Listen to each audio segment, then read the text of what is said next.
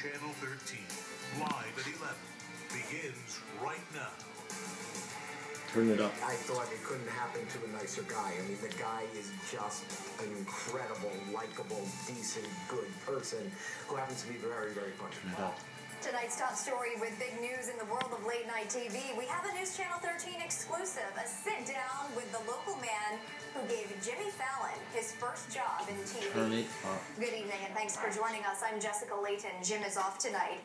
It is a brand new chapter for one of the most storied shows in television history. NBC announced today that Jimmy Fallon, a graduate of Albany's College of St. Rose, will replace LENO next year as the host of The Tonight Show.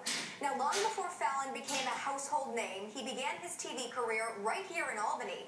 Tonight, Dan Levy sat down with the man who gave Fallon his first TV job. Good evening, Dan. Good evening, Jessica. Jimmy Fallon's flight to the top of the comedy world began with a small ad in a local newspaper. It was a journey that almost never got off the ground.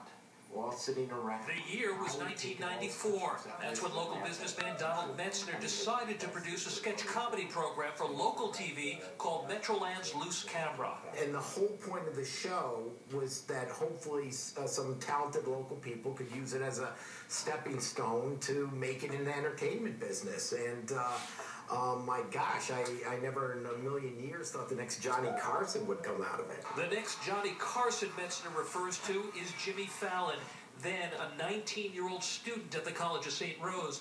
This skit, filmed in Albany, marked the first time Jimmy Fallon appeared anywhere on television. Fallon is the one behind the steering wheel. Metzner says he almost didn't get the job. We put an ad in the paper for auditions, and he waited about an hour and a half for an audition. And actually, believe it or not, the director didn't pick him.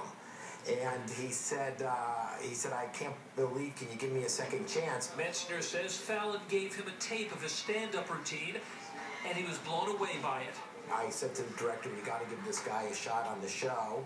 And he said, well, he can be a writer. And I'm like, he ended up writing everything, starting everything. He was the, he was the whole show. Fallon gained enough confidence in Albany. He dropped out of St. Rose and moved to Los Angeles. It took time and many rejections, but after enough practice, Fallon's goofy charm and spot-on mimicry landed him on Saturday Night Live. That led to movies, and then his own late-night TV show. Even with all the fame, Fallon has returned to Albany several times to pick up an honorary doctorate degree from St. Rose and to attend Donald Metzner's parties in his honor. I thought it couldn't happen to a nicer guy. I mean, the guy is just an incredible, likable, decent, good person who happens to be very, very funny.